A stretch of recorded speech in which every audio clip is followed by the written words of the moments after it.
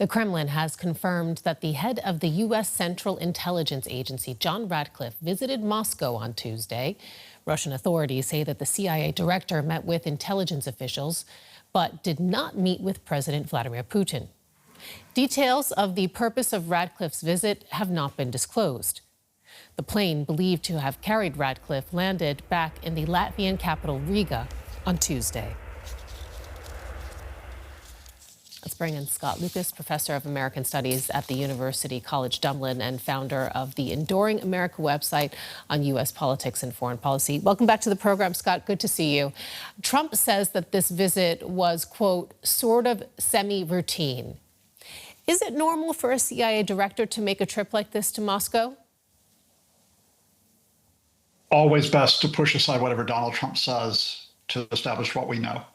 No, it is not routine or semi-routine for a CIA director to go at short notice to Moscow on an unannounced visit, which we only find out about because there are trackers of a U.S. Air Force plane, which has gone from Andrews Air Force Base in Maryland to Riga in Latvia and then to Moscow.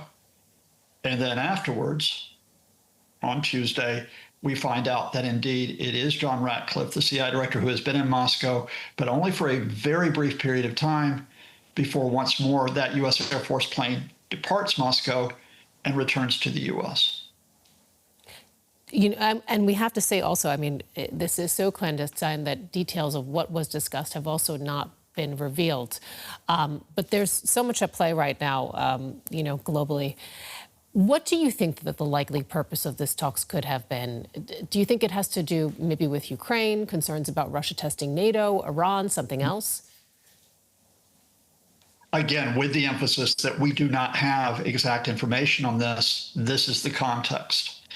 There has been increasing concern amongst European governments as well as intelligence services, and now the U.S. over what we might call Russian hybrid warfare. That includes sabotage operations. You know, the drones that were found in Leipzig airport in Germany, for example. There have been Russian assassination operations in Europe. There have been cyber attacks in Europe. Just today, we had Poland detaining someone suspected of an assassination attempt on a high-ranking Ukrainian official, and we had Slovakia rounding up defendants over another suspected Russian sabotage operation.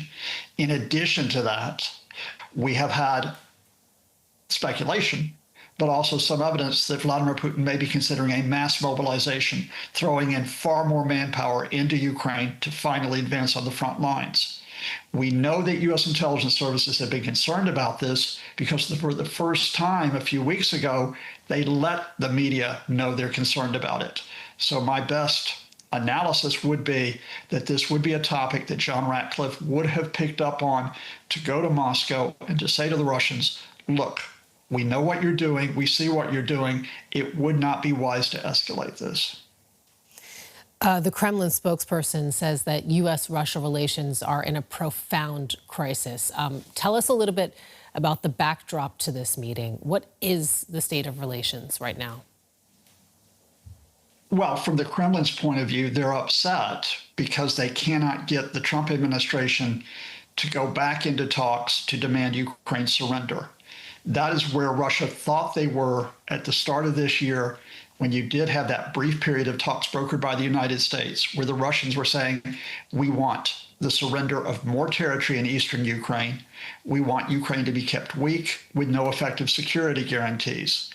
Ukraine resisted that, held out against that, and there is a split within the administration in Washington. While some people are still very sympathetic to the Kremlin, notably Donald Trump's envoy, Steve Witkoff, there are others who believe that Ukraine's security is paramount. That means the Kremlin is rattled because they don't think they can spend the Americans. And that has been compounded by the escalation in Ukraine strikes that are affecting the Russian economy and affecting the Russian invasion. And there are some U.S. officials who are backing Kyiv in those operations. Thus, for example, the announcement of U.S. licenses to help Ukraine not only with drone production, but also to defend itself with anti-ballistic missile production. And to your point, Scott, the U.S. reportedly asked Ukraine to avoid strikes on Moscow while the delegation was there. What does that suggest about the sensitivity and the importance of the talks? Well, it says that you don't want Ukraine accidentally winding up striking Moscow while the CIA director is there, because it would be a risk to him. So it shows you that there's a channel of communication between U.S. officials and Ukrainian officials that says, look, let's liaise on this. Let's make sure that we don't wind up at cross purposes. Because for all the headlines we get about Donald Trump spinning like a weather vane, one day he says he might support Ukraine, then he says he might support the Kremlin. For all the spinning that we get from others like J.D. Vance, who doesn't believe in Ukrainian security, we do have U.S. agencies that are working with Kyiv at this critical time, not only to maintain the defense of Ukraine, but also to expand the attacks inside Russia. We talked a lot about what might have been discussed with regard to, the war against Ukraine. There's also, of course, a war between the United States and Iran right now. How much influence does Russia actually have over Iran? And could Washington be looking to Moscow to help prevent further escalation? I wouldn't say influence as much as interaction between Russia and Iran. There, of course, are economic links that are important to both countries because they're under pressure from sanctions for differing reasons. But also, Iran has been vital to Russia's attacks on Ukraine during the full-scale invasion, most notably through the provision of attack drones and drone technology for Russia to develop its own. Those links continue. But Russia is not an essential backer of Iran. It can't be an essential backer of Iran right now because it is so tied down by that stalled invasion of Ukraine.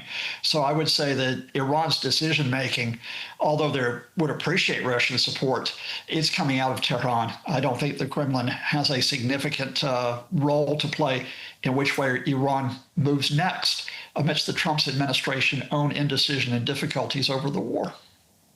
Scott Lucas, thank you very much. We appreciate your time joining us from University College Dublin. Thank you.